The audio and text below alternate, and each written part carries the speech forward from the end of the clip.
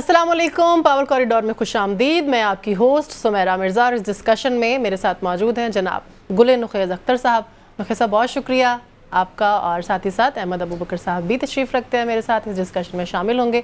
अबू बकर साहब आपका भी बहुत शुक्रिया। नाज़रीन, कल भी हमने डिस्कस किया था कि पाकिस्तान तहरीक इंसाफ की या खान साहब की अगर हम रिहाई की बात करें, पीटीआई के रिवाइवल की अगर हम बात करें, तो पीटीआई के जो रहनुमा हैं वो इसको लेकर बहुत ज़्यादा पुरुम्मीद हैं। और हम देखते भी हैं, ज़ाहिर है जितने भी मुश्किल हालात होते हैं पार्टीज़ पे, तो उनके जो रहनुमा हैं वो इस तरह की बात करते रहते हैं ताकि आवाम जो है वो भी पुरुम्मीद रहें, और वो ख़ुद को भी शायद वो समझाने की कोशिश कर रहे होते हैं कि चीज़ें जो हैं वो बेहतरी की तरफ जा रही हैं। तो कल हमने इसके ऊपर बड़ी डिटेल में डिस्कशन की थी। 9 मई के जो मुमकिन नताइज हैं, बानी पीटीआई की जो मुश्किलात हैं, आगे क्या होने वाला है, इस तमाम पर हमने बात की है। पाकिस्तान तहरीक इंसाफ के बड़े जो हैं वो एक्टिव, हम उनको रहनुमा भी कहते हैं, और खान साहब के बड़े क्लोज़ फ्रेंड भी हैं और बड़े फेमस जो हैं वो सिंगर भी हैं। सलमान साहब हमारे साथ मौजूद हैं, उनसे हम बात करते हैं। चूँकि सलमान साहब जो हैं वो भी पाकिस्तान तहरीक इंसाफ के कुछ ऐसे रहनुमाओं में शामिल हैं जो कि 9 मई के वाक़यात के बाद जो है वो मुल्क से बाहर चले गए थे। उनसे हम बात करेंगे अभी। सलमान साहब, आपके वक्त का बहुत शुक्रिया। सबसे पहले तो आपको एडवांस ईद मुबारक पाकिस्तान से, और उसके बाद हमने कल भी इसको डिस्कस किया था, आज भी हम इसको डिस्कस करना चाह रहे हैं इस पॉइंट को कि पीटीआई में कुछ बातें, पीटीआई के बारे में कुछ बातें हमें सुनाई दे रही हैं कि डील या फिर ढील देने की जो है वो एक कोशिश की जा रही है पाकिस्तान तहरीक इंसाफ को। आपसे हम ये जानना चाहेंगे कि बानी पीटीआई जो है वो कब तक रिहा हो जाएंगे, और साथ ही साथ आप पाकिस्तान कब आ रहे हैं? अस्सलाम वालेकुम, शुक्रिया आपका। देखिए, सबसे पहले तो मैं आपको बताना ये चाह रहा हूँ कि पूरे मुल्क पाकिस्तान को और जितने भी पाकिस्तानी बैरून मुल्क पाकिस्तानी तकरीबन 1 करोड़ है, उनको ईद मुबारक मेरी तरफ से।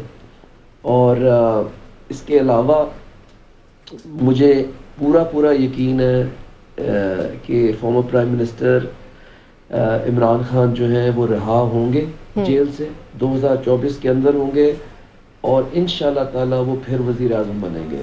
मुझे कोई शक नहीं इसमें। पार्टी पीटीआई जो है वो उसका उतार चढ़ाव आपको पता है, हर पार्टी का उतार चढ़ाव होता है।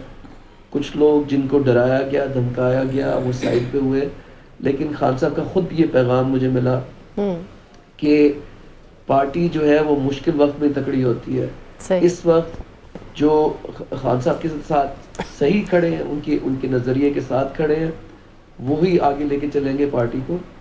और मुझे पूरा यकीन है कि जो 8 फरवरी को पाकिस्तान की आवाम निकली है वो एक रेफरेंडम के तहत निकली थी। वो रेफरेंडम ये कि इमरान खान को जेल से रहा करो। पाकिस्तान की आवाम ने 9 मई का ये जो फॉल्स फ्लैग है उसको मुस्तरद कर दिया। सही 9 मई को जिसने इमरान खान को अगवा किया, जो former chief justice supreme court अता बंदयाल साहब ने कहा कि इलीगल अनकॉन्स्टिट्यूशनल, यानी कि गैर कानूनी गैर आइनी तरीके से इस्लामाबाद हाई कोर्ट से इमरान खान को अगवा किया गया, उनको 4 दिन बंद रखा। उस दौरान वो कौन लोग थे जिन्होंने सीसीटीवी कैमरा जो थे वो तोड़ दिए कोर कमांडर के घर के बाहर, और जहां भी ये वारदात हुए वहाँ सीसीटीवी कैमरे चल ही नहीं रहे। वो कौन लोग हैं जिन्होंने वो तोड़े हैं? उन्हीं को पता है कि मे 9 का ये किसने किया। इसके अलावा मैं आपको ये बताना चाह रहा हूँ कि हमारे जो हम में से हैं जिनके रिश्तेदार को अगवा किया गया, उन पर तशद्दुद किया गया, मुझे ब्लैकमेल किया गया, मैं पूरी कानूनी तैयारी कर रहा हूँ और उसका भी मैं जवाब जल्द दूंगा इंशाअल्लाह। ठीक है, बहुत शुक्रिया सलमान अहमद साहब आपका, आपने हमसे बात की।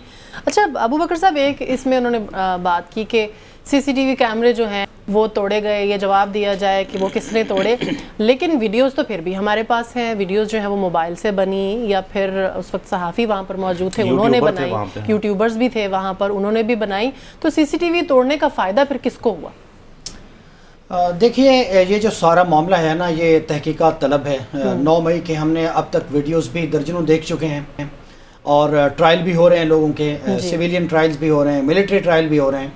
لیکن یہ سارا معاملہ جو ہے بہرحال ایک بڑی ٹرانسپیرنٹ اور ایک اوپن شفاف تحقیقات کا متقاضی تو ہے، اس میں تو کوئی دوسری رائے نہیں ہے۔ اب آلموسٹ 9 مئی کا 1 سال ہونے والا ہے، اب ہم اس موقع کے اوپر کھڑے ہیں۔ اب تو بہت سارے لوگ جن کو سزائیں بھی ہو گئیں 1-1 سال کی، تو اب تو ان کی کچھ کی تو ہم نے سنا ہے کل کہ ان کی سزائیں معاف بھی ہو گئیں کچھ، اور کچھ پہ رحم دلی کا معاملہ کیا گیا، ان کی ضمانتیں ہو گئیں، اب وہ گھر آ گئے، تو یہ ایک اچھی بات ہے۔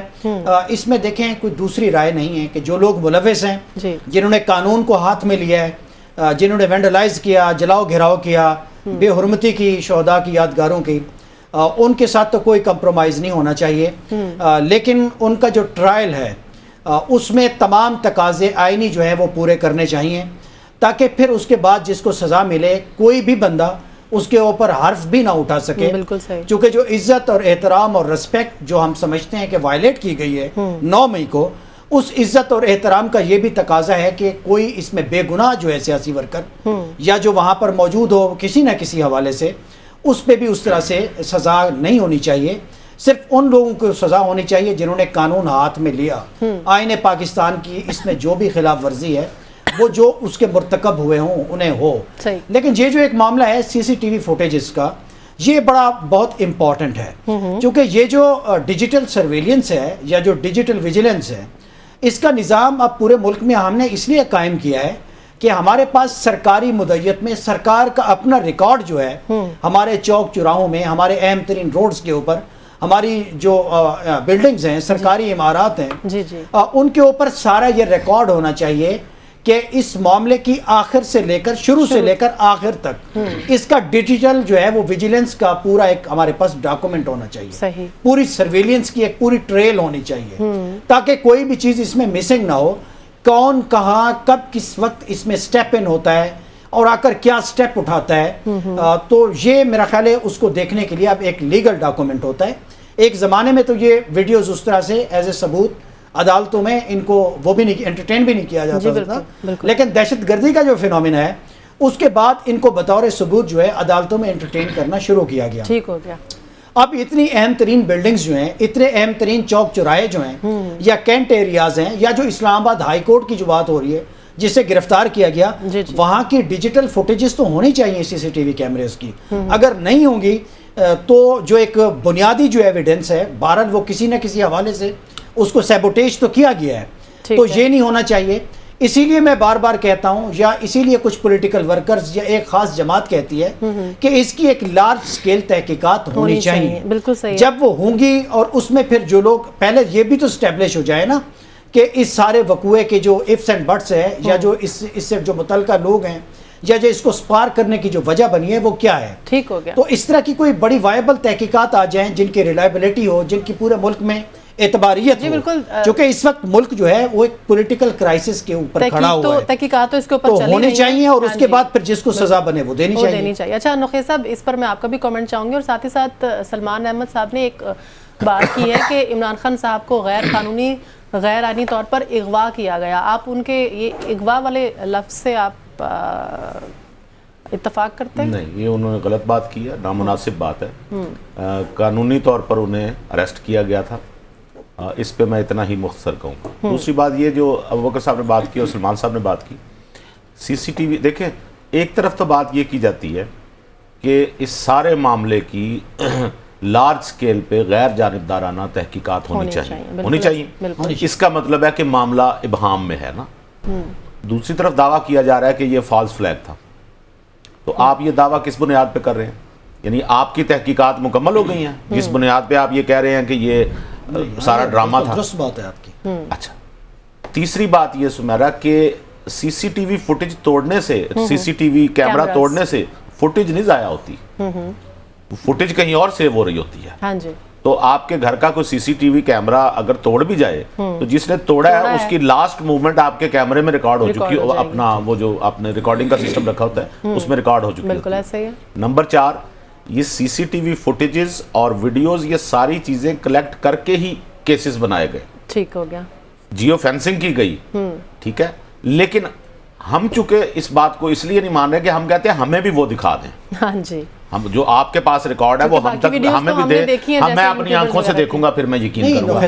ٹرائل کورٹس جو ہیں ان میں یہ بات مدعے اٹھائے گئے ہیں, یہ ججز نے پوچھا ہے کہ فوٹیجز کیوں نہیں ہیں. تو پھر ان ججز نے کیا کہا اینڈ میں, کیا کہا, فیصلہ کیا دیا پھر ٹرائل کورٹ میں جب ان ججز نے یہ سوال کیا, اور اگر انہیں اس بات کا جواب تسلی بخش نہیں ملا, یہ ویڈیوز کہیں دکھائی گئی ہوں, دکھائی گئی ہیں, یہ بات کہیں پروڈیوس نہیں ہوئی ہے نا. میں نے آپ کو بتایا کہ یہ معاملہ ہمیں اس لیے مشکوک لگ رہا ہے آپ کو کہ یہ ہماری نظروں کے سامنے نہیں ہے. تو ہماری نظروں کے سامنے تو مجھے ایک صاحب کہنے لگے, میں آپ کیا بتاؤں, ایک یونیورسٹی کے وہ چانسلر ہیں سمیرا, کہنے لگے اسامہ بن لادن زندہ ہے. اچھا میں آگیا جو کتوں زندہ ہے, کمال بات کی آپ نے, اور ہیں بھی چانسلر, اس وقت چانسلر تھے. تو کہنے لگے وہ اگر مر گیا تو پھر اس کو چاہیے امریکہ کو کہ وہ ہمیں دکھائے, اس کی لاش دکھائے.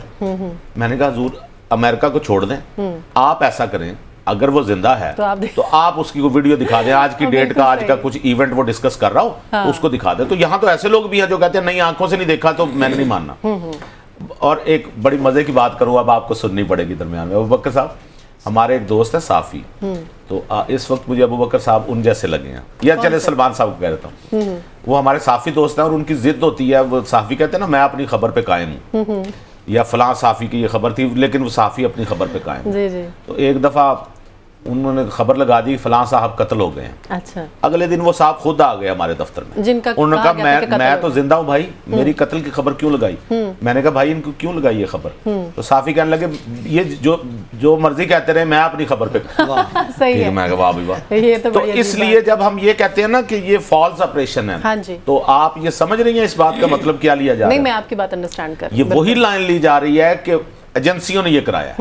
یہ اس قسم کی لائن شروع میں بھی لی جاتی رہی نا. ہمارے ایک دوست ہیں سمیرا, اور ان کا نام ہے سردار اظہر صاحب, وہ بڑی ایک کمال کی بات سناتے ہیں, بزنس مین ہیں. وہ کہتے ہیں کہ ان کے کچھ جاننے والے تھے اور وہ 9 مئی کے واقعات میں ملوث تھے. کہنے لگے اس دن وہ مجھے یعنی ویڈیوز بنا کے بھیج رہے تھے کہ ہم یہاں پہنچ گئے ہیں, اب ہم کور کمانڈر ہاؤس جا رہے ہیں, اب ہم یہ کریں گے, اب ہم یہ کریں گے, میں یہاں جا رہا ہوں. میں وہاں 3 بھائی تھے. کہنے لگے ان میں سے جب پکڑے گئے ہیں, پہلے بھیج رہے تھے ہم جا رہے ہیں, میں بھی جا رہا ہوں, میں دیکھنا کیا کرتا, اور جب پکڑے گئے ہیں اس کے بعد کہنے لگے یہ تو سارا ایجنسیاں نے کرایا ہے. تو وہ جو ویڈیو بھیج رہے تھے اس وقت تو آپ کو دعوے کچھ اور کر رہے تھے. تیسری بات, یہ اگر تحقیقات ہونی ہے نا تو اس میں یہ ذہن میں رکھیں کہ یہ تحقیقات, یہ جہاں ٹرائل کورٹ بنتی ہے نا, یہ ہمارے ذہنوں میں ہے کہ شاید جو آرمی کورٹس ہوتی ہیں نا وہ بس بندے کو بٹھاتی ہیں اور مرضی کا الزام لگاتی ہیں اور کوئی اس میں ثبوت کی ضرورت نہیں ہوتی. غلط. جو آرمی میں لوگ ہیں وہ بھی انسان ہیں, بالکل, وہ بھی اس ملک کے شہری ہیں, وہ بھی وہ درد رکھتے ہیں. یہ نہیں ہو سکتا کہ وہ کسی بے گناہ کو پکڑ کے, بالکل ایسا ہے, جس نے کوئی جرم کیا ہوگا وہاں تو اس کے ساتھ تو سخت سلوک ہوتا ہی ہے. یہ نہیں ہوتا کہ راہ پر چلتے بندے کو اٹھا کے لے جائیں اور وہ کہیں کہ تم پہ الزام لگانا. یہ کام عموماً پولیس میں زیادہ ہوتا ہے. میں وہی کہہ رہا ہوں, ان کی تحقیقات اور ان کی یہ آبزرویشنز آپ کو پولیس پکڑ کے لے جاتی ہے نا, تو آپ راہ چلتے ہوئے بھی ان کا دل کرے وہ اٹھا کے لے جاتے ہیں, ٹھیک ہے, عموم بدقسمتی سے. لیکن ابھی آپ کو پتہ ہے پچھلے دنوں کیا ہوا ہے, وہ ایک آپ کو یاد ہوگا ارطغرل ڈرامہ آپ دیکھتی ہوں گی, ارطغرل یا ارطغرل جو بھی ہے, میں نے تو اس کو نہیں دیکھا اتنا, لیکن بڑا ہٹ ڈرامہ گیا. اس کے جو کریکٹر ہیں ان کا نام کیا ابوبکر صاحب؟ کاشف ضمیر. نہیں, وہ جو ارطغرل بنتے ہیں, ان کا نام ارطغرل کے ہیرو ہی ہیں نا. اب چلیں وہی کہتے ہیں, ان کا ٹرکش نیم ہے وہ مجھے الگلتیان کو اس ٹائپ کا نام. اینیوے مجھے تجھے کیا آتا نہیں. ان سے ایک صاحب نے فراڈ کر لیا تھا, ان سے آپ اندازہ لگائیں کتنا معروف ہیرو, اور ان کو پاکستان بلایا, ان سے فراڈ کر لیا, ان کو پکڑا, ان صاحب کو پکڑا گیا. کاشف ضمیر کریں گے نفیس صاحب, نہیں کر لیتے, ابھی ڈسکس کر لیتے ہیں نا. کاشف ضمیر صاحب نے, میں پولیس کی کارکردگی آپ کو بتاؤں, لیکن مجھے حیرت ہے کہ ارطغرل سے فراڈ کرنے والا, ترکی سے معاملات ہمارے خراب کرنے والا جو فراڈیا تھا, جس پہ کوئی 13 کے قریب کیسز بنے ہوئے ہیں, اور ان صاحب نے کیا کیا ہے کہ وہ پچھلے دنوں پولیس ٹریننگ سینٹر چونگ کا دورہ کیا انہوں نے, اور پولیس والے ان کو یعنی سلوٹ نما سلامی دے رہے ہیں. مجھے بڑی حیرت ہوئی ہے کہ پولیس کو نہیں پتا یہ صاحب کون ہے. لیکن اس میں ایک بات بتاؤں, اس وقت پولیس کے کمانڈر جو ہیں وہاں کے پولیس چونگ ٹریننگ سینٹر کے, وہ ہیں محبوب للہ صاحب. اور للہ صاحب جو ہیں ڈی آئی جی ہیں. میرا نہیں خیال کہ یہ ان کے علم میں ہوگی یہ بات, ان کو بریف نہیں کیا گیا ہوگا. کیونکہ میں ان کو جانتا ہوں، وہ تو بچوں کا ماشاءاللہ اتنا شاندار ایک ادارہ چلاتے ہیں جس میں یتیم بچوں کی پرورش نہایت اعلیٰ ماحول میں ہوتی ہے اور دنیا ان کو مانتی ہے۔ اس معاملے میں کوئی مس ہینڈلنگ ہوئی ہے تو ان کو بریف کرنے کے معاملے میں ہوئی ہے، ان کو پتا ہوتا تو یہ معاملہ کبھی ایسا نہ ہوتا۔ اس پہ آگے جا کے بات کرتے ہیں نا۔ میں یہ کہتا ہوں ابوبکر صاحب، یہ جو سلمان صاحب نے کہا نا جی کہ وہ اس سال رہا ہو جائیں گے، یہ یعنی کوئی کہے کہ پی ٹی آئی سے بلے کا نشان چھن جائے گا جی، تو یہ بات تو ہم کہتے ہیں اس کو کیسے پتا تھی بھائی اتنا عرصہ پہلے کیسے پتا؟ اگر یہ واقعی اسی سال رہا ہو جائیں تو ہم کیا کہیں کہ سلمان صاحب کو بھی پتا تھی، کیسے پتا تھی اور باقی رہنماؤں جس طرح ان کو پتا ہوتی ہے اس طرح دوسرے بھی اندازے لگا لیتے ہیں، تو اندازوں پہ یہ نہیں کہنا چاہیے کہ ان کا کوئی اندر کنیکشن ہے۔ بالکل تیسری کیا نیکسٹ بات کہہ لیں، جو ہمارے یہ ویڈیوز آئی ہیں نا، اس میں آپ نے دیکھی ہوں گی 9 مئی کی جو ویڈیوز آئیں، جس میں لوگ جب آپ یہ کہتے ہیں کہ 9 مئی کے ذمہ داروں کو سزا ملنی چاہیے اور ان ذمہ داروں کو سزا ملتی بھی ہے اور ملتی ہوئی نظر بھی آ رہی ہے، کچھ کو ملی اس میں گجرانوالہ میں انسداد دہشت گردی کی عدالت نے فیصلہ دیا، کچھ کو اب ملنی ہے یا کچھ رہا ہو گئے۔ اب بات یہ ہے کہ آپ ثابت کریں کہ یہ 9 مئی میں ملوث نہیں تھے، ایسے ہوتے ہیں نا شواہد آپ کے پاس، آپ کے اپنے پاس بھی، اگر آپ بے گناہ ہو تو آپ کے اپنے پاس بھی شواہد۔ ویڈیو تو یہ ہے نا جس میں وہ توڑ پھوڑ کرتے ہوئے نظر آ رہے ہیں، تو اب آگے کام آپ کا ہے کہ ثابت کریں کہ یہ ہم نہیں ہیں یا ہم نہیں کر رہے۔ اس لیے انہوں نے وہ پکڑے گئے جنہوں نے کم جرم میں ملوث تھے، ان کو کم سزا مل گئی، ان میں سے یہ جیسے بتا رہے ہیں وہ گھر بھی آ گئے، اچھی بات ہے انہوں نے سزا بھگت لی۔ آئندہ کے لیے بھی انہیں یہ احساس ہو گیا ہوگا کہ ملکی قوانین کا احترام کرنا چاہیے، کسی غیر قانونی معاملے میں ہرگز انوالو نہیں ہونا چاہیے۔ ٹھیک ہو گیا۔ اچھا ابوبکر صاحب، ابھی بات کر رہے تھے نا نخیز صاحب کاشف ضمیر کے بارے میں، ہاں جی، تو خیر مجھے ان کا نام بھی یاد آ گیا جو ارطغرل کا کریکٹر، کاش میں ضمیر سے پہلے کچھ لگا سکتا۔ انگن الطان نام ہے ان کا نا، تو میں یاد کرنے کی کوشش کر رہی تھی۔ انگن الطان یہ ان کا نام ہے، ارطغرل صاحب کا نا۔ اچھا نخیز صاحب جو کریکٹر تھا نا ارطغرل، اس کو بھی پروناؤنس کرنے میں بہت عرصہ لگا لوگوں کو، لوگوں نے ارطغرل کہنا چاہا، ارطغرل سیدھا کہنا چاہا۔ اب ان کا جو اصل نیم ہے وہ انگن الطان ہے ان کا نام۔ اچھا خیر، اس کو ارطغرل ٹھیک ہے، ویسے ارطغرل صحیح یہ تو اب وہ تو زبان پہ چلنا شروع ہو گیا۔ ابوبکر صاحب، آپ اس معاملے کو کس طرح سے دیکھتے ہیں؟ ایسا کیسے ہو سکتا ہے کہ جو علاقہ کی جو انتظامیہ ہے اور جو ان کو ہیڈ کر رہے ہیں ان کے نوٹس میں اتنی بڑی بات نہ ہو کہ اس طرح کے ایونٹ پر ایک ایسے انسان کو بلا لیا جائے جس کی ویڈیوز بہت وائرل ہوئی؟ یہ نہیں کہ کسی کو پتہ نہیں، معروف ٹک ٹاکر ہیں اور پہلے وہ کسی اور وجہ سے مشہور تھے اور اس کے بعد ان کی جو شہرت ہے اس کی ریزن بہت ہی نیگیٹو بنی، تو از اٹ پاسبل کہ پتہ نہ ہو؟ بس سمیرا صاحبہ، بعض اوقات ایسی غلطیاں اور ایسی چیزیں ہو جاتی ہیں، چراغ تلے اندھیرا جو ہے وہ بعض اوقات ہو جاتا ہے۔ اب پولیس جس نے ایسے لوگوں کو پکڑنا ہوتا ہے، ایسے نوسر بازوں کو یا اس طرح کے فراڈ ٹائپ انسانوں کو، چونکہ انہوں نے جس طرح سے کیا تھا تو وہ اس وقت وہ کلیکٹیو شیم بن گیا تھا پاکستانیوں کے لیے، چونکہ وہاں ٹرکی سے پھر یہ جو ہیرو صاحب تھے ان کی بعد میں اسٹیٹمنٹس آئیں تو پھر اس میں بڑا پرابلم ہو گیا تھا۔ ان کا اپنا جو ریکارڈ ہے وہ کوئی ایسے کسی شخصیت کا نہیں ہے کہ اس کو کسی ٹریننگ سینٹر میں بلایا جائے، کجا کے آپ اس سے کوئی ایک تقریب میں بلائیں یا کسی سیمینار میں بلائیں۔ یہاں آپ ان کو چیف گیسٹ کے طور پر بلا رہے ہیں، اپنی پاسنگ آؤٹ ٹائپ میں کوئی تقریب ہے یا اس طرح کی کوئی ہائی لیول کی کوئی تقریب ہے وہاں جو پولیس ٹریننگ سینٹر ہے۔ تو میرا خیال ہے، مجھے بڑی حیرت ہے یہ کون ان کا مشیر ہے، کون انہیں مشورے دے رہے ہیں۔ ٹھیک ہے، ٹک ٹاک کا زمانہ ہے، نوجوان بہت زیادہ ہیں، پولیس کو اپنی امیج بلڈنگ کی بھی ضرورت ہوتی ہے، کیونکہ آپ جتنے بھی ملک میں مقبول ہوں، ذمہ دار ادارے ہوں، پھر بھی آپ کو امیج بلڈنگ کی ضرورت۔ آپ معذرت کے ساتھ، ایک وہ بھی دور تھا، ایک ٹک ٹاکر جو ہیں وہ وزیر خارجہ کی عمارت میں گھس گئی، دیکھیں تب بھی بڑی تنقید ہوئی تھی، بہت نامناسب تھا، نہیں ہونا چاہیے۔ وہاں بھی اسی طرح کسی مشیر نے، کسی منسٹر صاحب کے عملے نے، کسی نے ایسا کام دکھا دیا ہوگا۔ میں نے پہلے کہا چراغ تلے اندھیرا، یہ بھی میں آپ کو بتا رہا ہوں ابوبکر صاحب، جیسے میں نے بتایا نا، محبوب للہ صاحب اس بات سے بے خبر ہوں، مطلب لیکن میرا افسوس یہ ہے کہ وہ اتنے ذمہ دار آفیسر ہیں لیکن وہ بے خبر نکلے ان موصوف پر جن کو چیف گیسٹ بلایا گیا ہے، جن کو پولیس کے لوگ جو ہے سلوٹ مار رہے ہیں۔ اس کا ڈریس کوڈ ہی کم از کم دیکھ لیں، اس کی باڈی لینگویج دیکھ لیں، اس کا حلیہ دیکھ لیں۔ ایسے لوگوں کا نام تو ہر تھانے کے بستہ الف بے میں موجود ہوتا ہے۔ یہ وہاں چیف گیسٹ بن کے آ گیا اس حلیے میں. آن اے لائٹر نوٹ مجھے تو لگتا ہے وہ ظاہر ہے وہ ٹریننگ سینٹر تھا نا تو اس میں اس کو بلایا گیا اور دکھایا گیا ہوگا کہ ایسے نوسر بازی جو ہے یہ ہو سکتا ہے سمیرا, لیکن اس پہ سمیرا سلوٹ نہیں ہوتے یا اس پہ سلامی نہیں ہوتی, اس پہ جوتے ہوتے ہیں. نہیں, مجھے حیرت کی بات یہ ہے کہ یہ سارا پولیس کا کلچر کس طرف جا رہا ہے. میں پچھلے کافی دنوں سے دیکھ رہا ہوں اس پورے ڈپارٹمنٹ کی. اب مجھے لگ رہا ہے کہ بہت سارے پولیس آفیسرز ہیں مختلف ڈسٹرکٹس میں, سی پی اوز ہیں یا سینئر پولیس آفیسرز ہیں. اب انہوں نے اپنی میڈیا ٹیمز رکھی ہوئی ہیں, اب انہوں نے اپنے ٹک ٹاکس بنائے ہوئے ہیں. آئی جی صاحب بھی ماشاءاللہ پروجیکشن دیکھیں. اصل پروجیکشن پولیس کی کیا ہوتی ہے کہ پبلک کے دل کے اندر ان کا عزت اور احترام ہو, اس ادارے کا پبلک کے ساتھ ڈیلنگ ایسا ہو کہ خوف نہ ہو. اس پہ ابو بکر صاحب, اس پہ آپ سے میں اعتراض نہیں, میں ایک منٹ صرف مجھے اس پہ بات کر لینے دیں ایک دفعہ, اس کے بعد ضرور آپ کو موقع ملے گا.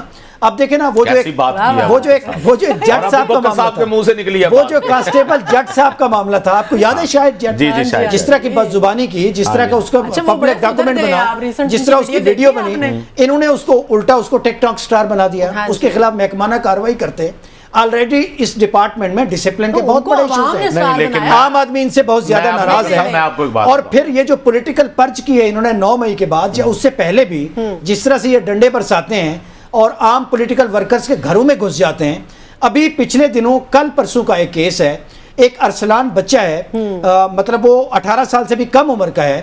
9 مئی کے اوپر الزامات جو ہیں, مطلب اس کو گرفتار کیا گیا.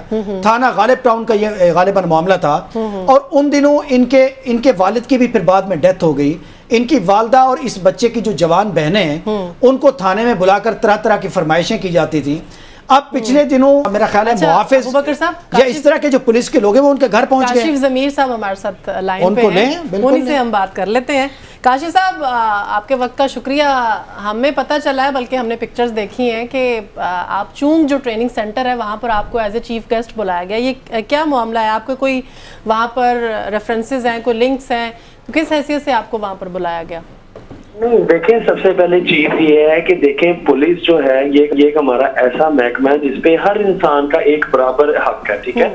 اب وہ مجھے ایک ہمارے دوست ہیں, انہوں نے مجھے انوائٹ کیا تھا کیونکہ دیکھیں میں ایک سوشل میڈیا انفلوئنسر بھی ہوں, تو وہ یہ چاہتے تھے کہ انہوں نے جو جیسا کہ آپ کو پتا کہ عثمان انور صاحب نے پورے تھانوں کو چینج کیا ہے, اسی طرح وہاں کے جو ڈی آئی جی ہے محبوب لسٹ صاحب, انہوں نے اور انسپیکٹر اسما صاحبہ نے ایک محنت کر کے اس کو بہت اچھا رینوویٹ کیا ہے اس سینٹر کو, جو ان کا یہ ٹریننگ سینٹر ہے. وہ دکھانے کے لیے مجھے اور وہ کافی اور بھی انفلوئنسرز جو ہیں جو فیمس ہیں ان کو وہ بلا کے وہ دکھاتے ہیں کہ آپ دیکھیں اور آپ کے ذریعے لوگوں کو پتا چلے کہ دیکھیں جن لوگوں کی یہ ٹریننگ یہاں پہ پولیس کیڈٹس کی ہوتی ہیں ان کو کیسا ماحول دے رہے. تو میرے خیال میں ایسا تو کوئی اعتراض والی کسی کو ہونا چاہیے, ایک پازیٹیو وے میں ایک چیز کیا, لیکن وہ کچھ لوگ عناصر ایسے ہیں کہ جن سے یہ چیز برداشت نہیں ہوئی, انہوں نے ایک پازیٹیو چیز کو نیگیٹو میں رنگ دے دیا. کاشف صاحب یہ بتائیے کہ محبوب للہ صاحب کو یہ تو پتا تھا, یا چونگ پولیس سینٹر کے جو آپ کے دوست ہیں ان کو یہ تو پتا تھا آپ انفلوئنسر ہیں, لیکن کیا ان کو یہ بھی پتا تھا کہ آپ پہ کیسز ہیں؟ بھائی آپ میری بات سنیں, کیسز ہر انسان پہ ہوتے ہیں. اس طرح تو آپ کی جو مریم نواز صاحب ہے ان پہ بھی کیسز تھے, ٹھیک ہے, ان کو بھی جیلیں بھی, تو وہ آج آپ کی سی ایم ہے. جو آپ کے پی ایم ہے ان پہ بھی کیسز تھے, وہ بھی آج آپ کے پی ایم ہے. کیسز ہونا از ناٹ دا میٹر, وہ تو کسی بھی انسان پہ ہو سکتے ہیں. چیز یہ ہے کہ اس میں آپ اگر گلٹ ثابت ہوتے ہیں تب آپ پہ پابند ہے. میرے پہ جو کیسز ہے الحمدللہ ان پہ میں بری ہوا ہوں. تو آپ نے جب یہاں پہ خطاب کیا تو کس آپ نے اس میں کیا, یعنی پولیس والوں کو آپ نے کیا پیغام دیا؟ میں نے ان کو یہی کہا کہ آپ ہمارا فخر ہیں, آپ ہمارا جو ہے ایک آپ دیکھیں کوئی عید نہیں, کوئی شبرا, کوئی چیز یہ لوگ نہیں دیکھتے, یہ ڈیوٹی پہ ہر چیز پہ یہ کھڑے رہتے ہیں. تو اس سے بڑی ہماری ایک فوج ہے کہ آج ہمیں کوئی بھی مسئلہ ہوتا تو ہم یہی کہتے ہیں ہم 15 پہ کال کریں, ہم پولیس کو بلاتے ہیں, ہم کوئی بھی مسئلہ ہوتا ہم کہتے ہیں ہم تھانے میں جا کے دیکھیں. تو ہم نے ایک ان کو, ہم انفلوئنسرز جو ہیں ہم نے ان کو ایک اپریشیٹ کیا اس چیز کو, اور میں نے بھی ان سے یہی الفاظ کیے کہ ہمیں آپ لوگوں کا بھی فخر ہے.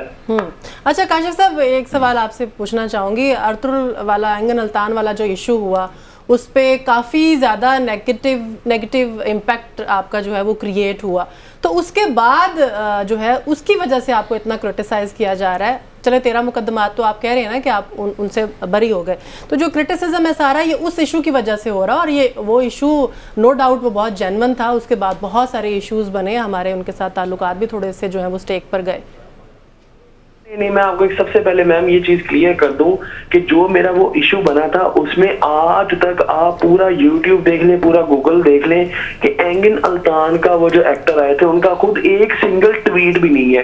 ये सिर्फ उन लोगों ने इशू बनाया कि जिनको उस टाइम मौके पे जो उसकी अपनी मर्जी थी कि वो किसी से मिलना नहीं चाहता था। अब उसमें कुछ हमारे मीडिया के लोग थे, कुछ हमारे जो थे एस्टेब्लिशमेंट के लोग थे, जो वो चाहते थे उनसे मिले। मैं भी चाहता था कि वो सबसे मिले, सबको इंटरव्यूज दे, लेकिन वो खुद नहीं था चाहता मिलना, जिसकी वजह से वो सारा ब्लेम मेरे पे आ गया और वो सारे मेरे जो कुछ लोग थे वो मेरे खिलाफ हो गए। नहीं, वहाँ के टर्की के जो तर्जुमान थे उनकी हुकूमत के, कुछ उनके हम लोगों ने भी देखा, उनके इंटरव्यूज देखे यूट्यूब पे, तो उन पे वो सारा ब्लेम आप पर है। तो वो जाहिर है वो स्पोक्स पर्सन है उनकी गवर्नमेंट के, तो उनकी बात में सच्चाई तो होगी, कैसे वो झूठ बोल सकते हैं?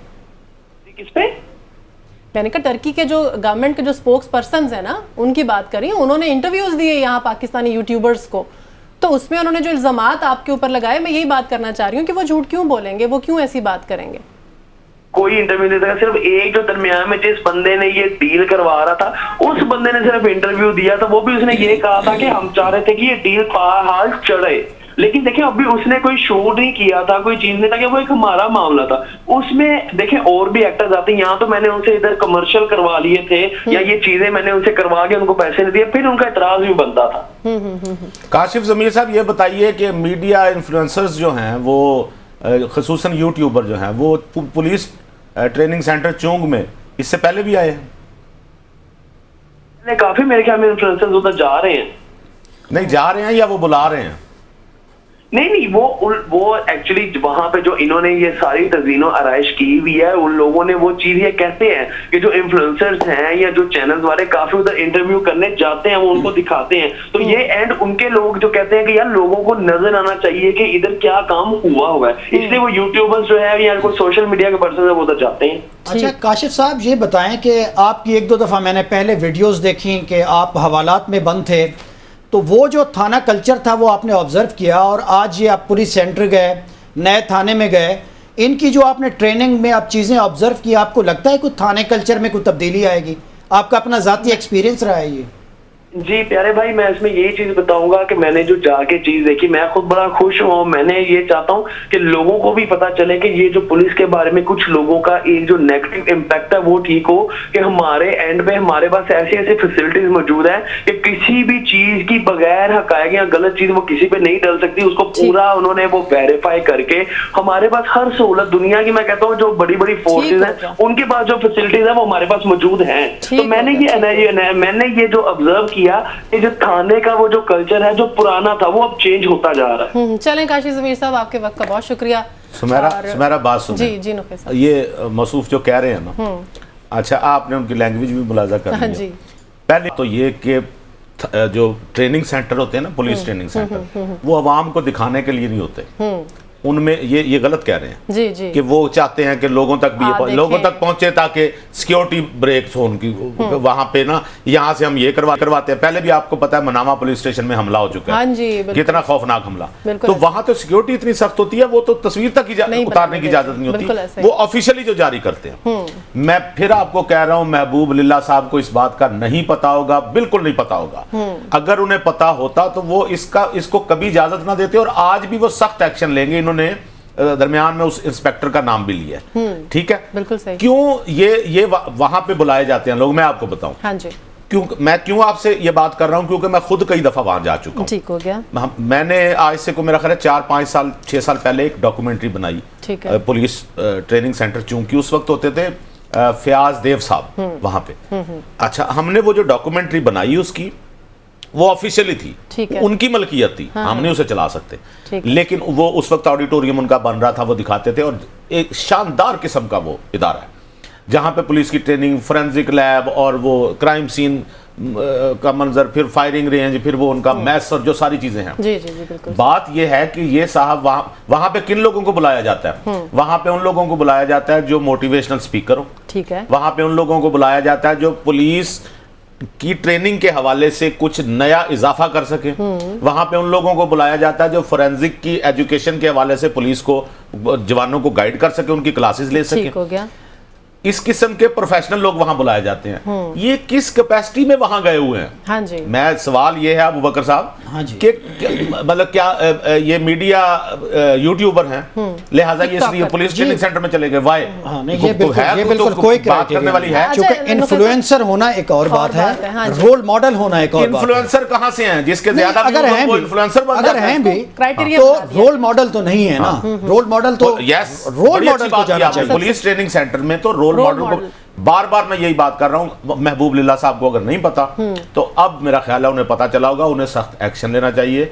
वो जरूरी नहीं होता कि एक पुलिस अफसर को तमाम मुल्ज़मान की शक्लें और उनका करैक्टर सारा ज़बानी याद हो। एक लिस्ट गई होगी उनके पास कि ये टिकटॉकर्स हैं या यूट्यूबर्स हैं, और इस लिस्ट में नीचे से उनको नहीं पता होगा, इनको एक्शन लेना चाहिए, ये गलत है ऐसे किसी शख्स को। और ये कहना कि जी उन पे भी कहते, आप बंदा पूछे आप कौन है, नवाज शरीफ है या आप इमरान खान है या कौन है आप, ये कहने के लोगों पे भी तो केस होते हैं। इक़्तिदार में है, इक़्तिदार में ये उनको लोग वोट देते हैं, किधर अपने आप को मिला रहे हैं और भरे पड़े हैं। सुमेरा, आप जो देखने वाले हैं उनसे भी गुजारिश करूंगा, YouTube खोलें, हाँ जी, और जरा इनके सुने लोगों से क्या गाड़ियां ले ली, कभी अपने आप को जज का बेटा जाहिर कर दिया, कभी किधर चले गए, और केसेस होते हैं लोगों पे, एक केस बन गया यार झूठा, 2 केस बन गए, जेड़ा आ रहा है कोई कानून आ रहा है। फिर इनकी बुनियादी समझ इतनी है कि सियासतदानों के ऊपर जो मुकदमात होते हैं उनकी नौयत और होती है, इन पर तो क्रिमिनल मुकदमात हैं। ये जो 13 की बात हो रही है, ये कैसे कंपैरिजन? चले अगर इसको हम देखें थोड़ा सा, अगर हम हिस्ट्री में जाएं, क्योंकि टिकटॉक तो इसे तो लोग अभी वायरल होना शुरू हुए, हमने देखा पीटीआई की गवर्नमेंट में भी टिकटॉकर्स को बुलाया, फिर हरीम शाह को भी वहां जाना चाहिए। वो आपकी बात इनसे बड़ी वो इन्फ्लुएंसर है।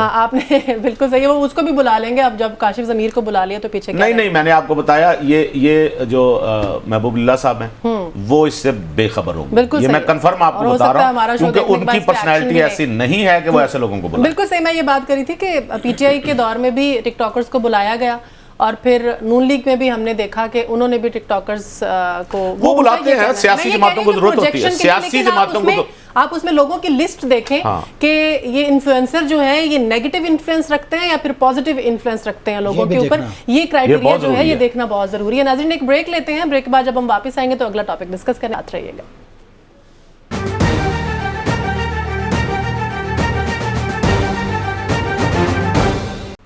ब्रेक बाद एक बार फिर से आपको खुशामदीद कहेंगे और आपको बताते चले नाज़रीन, पाकिस्तान पीपल्स पार्टी के सीनियर रहनुमा शर्जील मेमन साहब को हम मुबारकबाद देना चाहेंगे वज़ीर इत्तलात सिंध बनने पर। इससे पहले 2 वज़ारतें भी हैं उनके पास, जिसमें वज़ीर एंटी नार्कोटिक्स भी हैं और वज़ीर ट्रांसपोर्ट भी हैं। और ट्रांसपोर्ट में हमने देखा है कि उन्होंने जो है वो पहली दफ़ा सिंध में ऐसे हुआ है कि इसके ऊपर इतना ज़्यादा काम किया गया है ट्रांसपोर्ट के ऊपर, क्योंकि सिंध में इस तरह के बहुत ज़्यादा मसाइल हैं और ये बड़ी अच्छी बात है कि उनको एड्रेस किया गया, उनको मसाइल को, और उनको हल करने की भरपूर तरीके से जो है वो कोशिश की जा रही है। नई कुछ बसेज़ हैं वो चलाई जा रही हैं लोगों की आसानी के लिए। तो नुखे साहब, आप क्या ऐड ऑन करना चाहेंगे इसमें? सुमेरा, मेरा ख्याल है शर्जील मेमन साहब को जो ये वजारत मिली है, वजारत इत्तलात जी, ये ज़्यादा अहम है। वो तो पब्लिक से रिलेटेड है ही है ना, उनमें तो अच्छा काम हो ही रहा है। उसकी वजह यह है कि पीपल्स पार्टी का जो मुकदमा शर्जील मेमन साहब मीडिया में पेश कर सकते हैं जितने अच्छे तरीके से, मेरा नहीं ख्याल को सिंध का कोई और वजीर पेश कर सकता है। बिल्कुल सही। और उनको एक तो अल्फाज पे उनको कमांड है, दूसरा वो हकायक को बड़ी अच्छी तरह जानते हैं, तीसरा वो पार्टी पॉलिसी को बड़ी अच्छी तरह जानते हैं, चौथा वो अवाम के बहुत करीब है, अवामी लीडर हैं। और उन्होंने ये जो बाकी 2 वजारतें, ये देखें ना अवाम से कितना करीब रहने वाली बसेस और ये जो चीजें हैं, इवन नारकोटिक्स भी जो है वो भी तो अवाम को किसी ना किसी माफिया से महफूज रखने की कोशिश है ना उसमें। लिहाजा पीपल्स पार्टी को अशद ज़रूरत थी किसी ऐसे नाम की जो उनकी कारकर्दगी और उनके जो काम है और जो उनकी पॉलिसी है, जो बिलावल साहब का जो एम है, उसका नैरेटिव एक बना सके और उस तरीके से पेश कर सके जिस तरीके से आम बंदे को ये समझ आ सके। सो इस हवाले से शर्जील मेमन साहब का नाम बेहतरीन चॉइस है। और मैं ज़ाती तौर पे समझता हूँ कि वो जहाँ जहाँ पीपल्स पार्टी को किसी न किसी मुखालिफ बयानिए का या किसी ऐसी जगह पे उनको नैरेटिव का प्रॉब्लम पेश आएगा, उसमें शर्जील मेमन साहब बेहतरीन तरीके से पार्टी की तर्जुमानी कर सकते हैं। बिल्कुल सही है। अबू बकर साहब, आप क्या कहना चाहेंगे? دیکھیں یہ جو ڈیولپمنٹ ہوئی ہے یہ مچ نیڈڈ تھی. میرا خیال ہے پیپلز پارٹی کا جو مقدمہ ہے سندھ میں تبدیلی کا وہ پاکستان بھر میں بہرحال کمزور ہے, اس کا اعتراف کرنا چاہیے. ہم دیکھتے بھی یہی ہیں چونکہ جو پنجاب کے عوام ہیں, چونکہ پیپلز پارٹی کو اگر سینٹر میں آنا ہے اور ایک مؤثر بڑی جماعت بننا ہے تو پنجاب میں اس کے لیے واپسی ضروری ہے. تو پنجاب کے لوگ ہمیشہ یہی بات کرتے ہیں کہ کراچی سے کشمور تک جو تبدیلی کا ماڈل ہے وہ آپ وہاں پبلک کی ویل بینگ جو ہے یا جو ایک سوشل چینجز ہیں یا جو ڈیولپمنٹ سیکٹر ہے اس کو آپ نے کس طرح سے بہتر کیا ہے وہ ہمارے سامنے نہیں ہوتا بدقسمتی سے.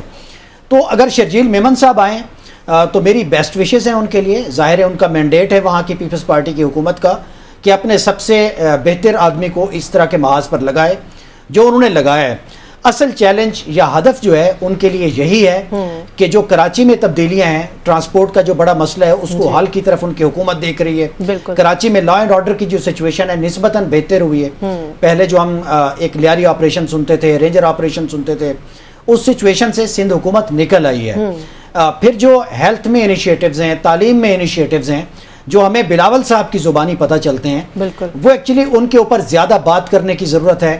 پورے پاکستان کے سامنے وہ حقائق, وہ منظرنامہ جو ہے وہ رکھنے کی ضرورت ہے.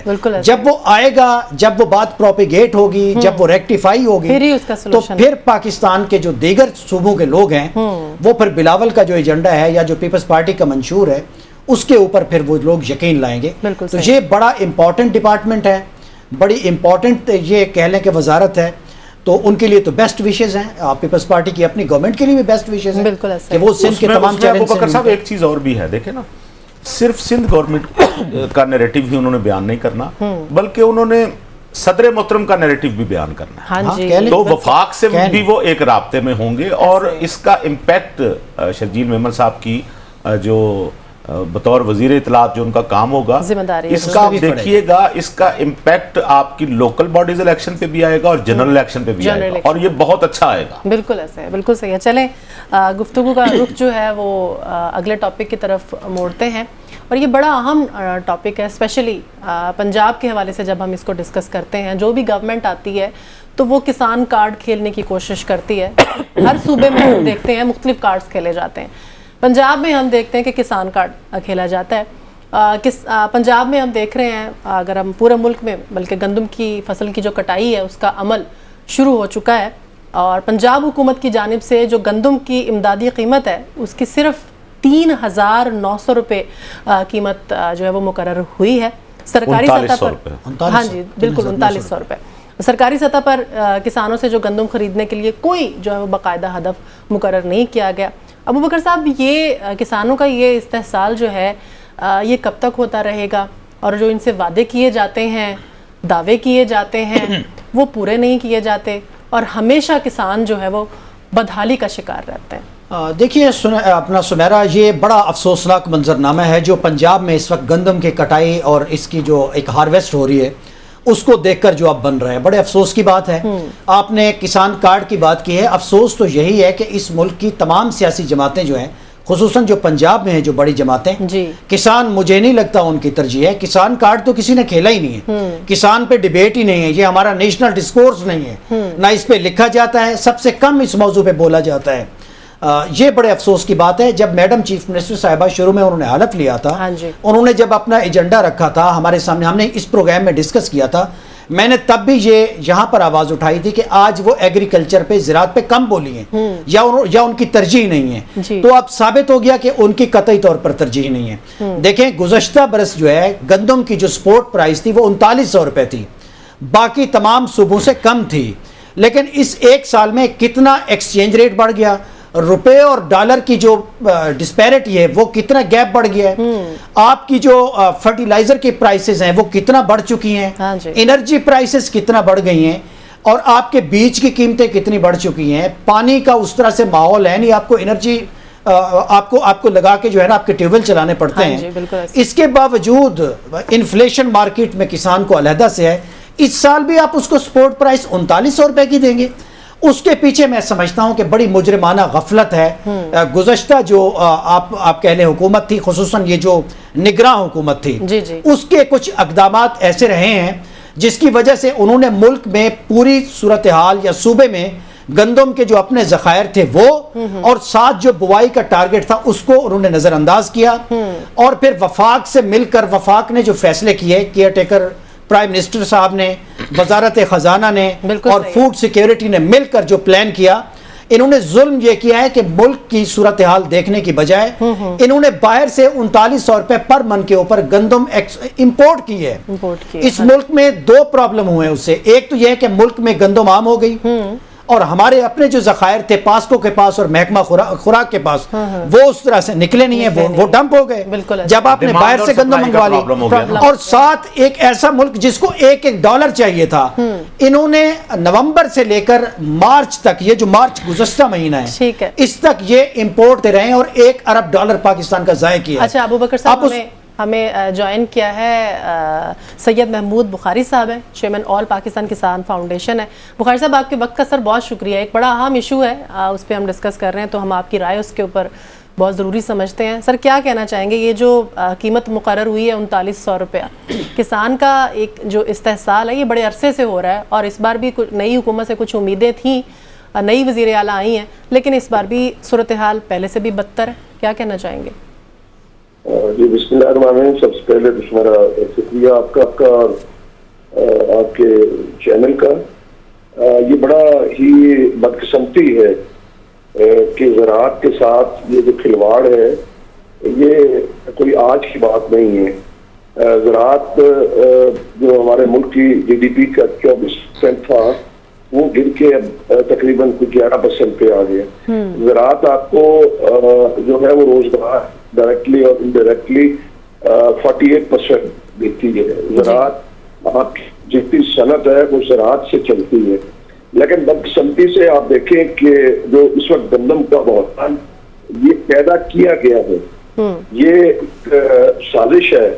اور جو آپ نے ریٹ کا پوچھا ہے، میں تو حیران ہوں کہ جو ریٹ اناؤنس کرنے والے ہیں ان کو اتنا بھی یہ احساس نہیں ہوا۔ پہلے تو اس کی میں مذمت بھی کرتا ہوں اور مسترد بھی کرتا ہوں میں، اور ان کو اس بات کا یہ احساس نہیں ہے کہ ایک کسان جو ہے وہ کس طرح سے اپنی فصل کی حفاظت کرتا ہے اور اس کو پالتا ہے۔ اور کسان وہ محب وطن ہے، آپ یہ دیکھیں کہ 25 کروڑ کے ملک کو فیڈ کر رہے ہیں، اور آپ کی 9/11 آیا یا 28 مئی کی امریکہ کی پابندیاں لگی تو آپ کو فوڈ کی کمی نہیں ہونے تھی۔ یہ کسان کے ساتھ یہ حشر کر رہے ہیں کہ پچھلے سال انہوں نے 3900 روپے گندم کا ریٹ رکھا۔ اب آپ اندازہ لگائیے کہ پچھلے سال ڈیزل کا کیا ریٹ تھا، پچھلے سال جو زرعی ٹیوبل کا بجلی کے یونٹ کا کیا ریٹ تھا، کھاد کا کیا ریٹ تھا۔ کھاد جو ہے وہ کسان لائنوں میں لگ کے ذلیل اور رسوا ہو کر اور بلیک کے اندر جو خریدتا رہا، کوئی اس کی سنوائی کرنے والا نہیں تھا۔ اور آپ نے یہ وقت میں جو بتایا وہ بالکل درست ہے، یعنی انوار الحق کاکڑ صاحب نے کڑاکے نکال دیے کسانوں کے، انہوں نے ان کو یہ احساس نہیں ہوا۔ آج میں پوچھنا چاہتا ہوں کہ نیب کہاں ہے؟ نیب کیوں نہیں اس بات کی انکوائری کرتا کہ جن لوگوں نے اس بات کی اجازت دی ہے؟ میں آپ کے چینل کے توسط سے مطالبہ کرتا ہوں کہ ان کی انکوائری کی جائے۔ یہ بحران اسی وجہ سے جو ہے وہ آیا ہے۔ آج کسان جو ہے وہ ایک خوف کے عالم میں ہے کہ جس فصل کو اس نے پال پوس کے بڑا کیا اور اب جو ہے وہ برداشت کا وقت آیا ہے، تو اب جو اس کو کوئی لینے والا نہیں ہے۔ میں وزیر اعلیٰ پنجاب سے بھی پوچھنا چاہتا ہوں کہ آپ نے جب یہ اعلان کیا تو آپ نے یہ نہیں دیکھا کہ ہمارے اخراجات کیا ہیں؟ بالکل صحیح کہ کسان جو ہے وہ آپ کے 25 کروڑ لوگوں کے لیے جو گندم پیدا کرتا ہے، گندم آپ کے پاس موجود پڑی تھی، آج بھی جو ہے وہ سرکاری گوداموں کے اندر جو پاکستان کی گندم ہے وہ 35 لاکھ ٹن جو ہے وہ پڑی ہوئی ہے، اور پھر انہوں نے باہر سے جو منگا کر یہ ظلم کی ہے۔ ہم سمجھتے ہیں کہ یہ کسان دشمنی ہے۔ آپ یہ دیکھیں کہ جب یہ بجٹ بناتے ہیں، آپ اس بات کا اندازہ لگائیے کہ اس کے بجٹ کے انڈیکس میں 36 نمبر پہ جو زراعت کو لایا جاتا ہے۔ جی بالکل، اس بات کا آپ اندازہ لگائیں، نہ اس کے ریسرچ کے لیے کوئی فنڈ دیا جاتا ہے۔ اور یہ وہ جو آپ کا ہے کہ یہ اکانومی کو ہم دعویٰ کرتے ہیں کہ اگر حکومت جو ہے وہ کوئی بھیک نہیں مانگتے. ہم یہ کہتے ہیں کہ ہمیں اپنی فصلوں کا جائز ریٹ دیا جائے, بالکل صحیح, ہمیں اپنے جو ان پٹس ہے ان کا جو ہے وہ ریٹ کم کیا جائے. میں پوچھنا چاہتا ہوں کہ ہمارے نیبر کنٹری میں انڈیا کے اندر آج یوریا کھاد کی جو پرائس ہے وہ 465 روپے ہے, جو انڈیا کے روپے میں اگر ادھر کنورٹ کریں تو آپ یہ 1200 روپے بنتی ہے. بالکل صحیح ہے سر, پاکستان میں ابھی آپ نے دیکھا ہے کہ بزنس ریکارڈر نے اور میرے خیال میں ایکسپریس نے کل یہ خبر بریک کی ہے کہ 1 ارب اور 65 کروڑ روپے کی سبسڈی ہڑپ کی ہے. اچھا بخاری صاحب, سر یہ ذرا بتا دیں, جو لوگ ہمیں اس وقت سن رہے ہیں, یہ بڑا کنسرن ہے, عام آدمی کا ایشو ہے, صرف کسان کا نہیں ہے, چونکہ اس کے فال آؤٹ بڑے عجیب و غریب ہونے ہیں. تو اس وقت یہ جو سپورٹ پرائس پنجاب میں کم مقرر کی گئی ہے, اس کا فوری طور پر فال آؤٹ یا امپیکٹ کیا پڑا ہے مارکیٹ کے اوپر؟ ہارویسٹ تو شروع ہو گئی ہے رحیم یار خان میں, راجن پور میں, مظفر گڑھ میں, ڈی جی خان میں. جی احمد, آپ بالکل ٹھیک کہہ رہے ہیں. گزارش یہ ہے کہ دیکھیں پالیسیاں بنتی ہیں, جب گندم کاشت ہو رہی تھی اس وقت پالیسی اناؤنس ہونی چاہیے تھی. ان عقل کے اندھوں سے پوچھے, وہ جو بابوز بیٹھے ہیں بیوروکریٹ جو اتنی مراد لے رہے ہیں اور وہ وہاں بیٹھ کے ہماری قسمتوں پہ فیصلے کرتے ہیں, ان کو نہیں پتا کہ آپ جو گندم جو ہے وہ آ گئی ہے اب آ کے, یعنی گندم کوئی 15 دن سے آ رہی ہے. جن ایریاز کے آپ نے نام لیے ہیں سندھ میں اس سے بھی پہلے آ گئی, اور انہوں نے اب آ کے وہ جو اناؤنس کر رہے ہیں اس کا امپیکٹ یہ پڑا ہے کہ منڈی کے اندر جو ہے وہ بالکل قیمت گر گئی ہے. بالکل صحیح. اور جتنے یہ یعنی یہ تو ایسے ہے احمد ابوبکر کہ ہمیں ایک مثالہ لگا کے ان بھیڑیوں کے آگے نوچنے کے لیے پھینک دیا گیا ہے کسان کو. کسان کس سے فریاد کرے؟ کسان کے پاس تو صرف ایک میڈیا ہی ہے جو اپنی آواز پہنچانے کے لیے, میں سمجھتا ہوں کہ وزیر اعلیٰ پنجاب نے بہت زیادتی کی ہے اور جن لوگوں نے ان کو یہ گمراہ کیا ہے میں آپ کو بتاؤں. پھر دیکھیں آپ کے فصلوں کے ریٹ, یعنی سندھ آپ کو وہ 4000 دے رہا ہے کہ ان کی گندم بھی بہت اعلیٰ ہے, اور یہاں پہ پچھلے سال بھی 3900 اور آپ کی 3900, کیا اس کے جواز ہے؟ اچھا بخاری صاحب یہ بتائیے کہ چونکہ اب کسان کی گندم کا جو ریٹ ہے وہ تو ظاہر ہے اب آڑتی اور مڈل مین کے رحم و کرم پہ ہے نا, چونکہ جو تخمینہ لگایا جا رہا ہے تقریباً 50 سے 60 لاکھ میٹرک ٹن جو ہے وہ گندم اب سرپلس ہوگی کسانوں کے پاس, تو اس نے تو لٹنا ہے. اس کا امپیکٹ اب اگلی فصل پہ کیسے پڑے گا جو کپاس بوئی جانی ہے اس علاقے میں یا جو دیگر فصلیں ہیں؟ میں آپ کو بتاؤں کہ کسان مجبور ہے. آپ یہ دیکھیں کہ ہمیں تو انسان بھی تصور نہیں کیا جاتا, کوئی آپ کو کبھی ہم سے پوچھا نہیں جاتا کہ آپ یہ بتائیں. آج آپ چلے جائیں سمیرا کسی دکان پہ کریانے کی, آپ جا کے کوئی چیز خرید کریں گی تو آپ سے آپ اسے پوچھیں گی کہ بھی کتنی قیمت ہے. آپ چینی خرید کرتے ہیں, دال خرید کرتی ہیں تو وہ آپ کو بھاؤ بتاتا ہے. ٹھیک ہو گیا, آپ نہیں بتاتی. ہم بھی دکاندار ہیں, ہم گندم پیدا کرتے ہیں لیکن ہم سے نہیں پوچھا جاتا کہ بھی ہمارا جو ہے وہ خرچ کتنا ہے.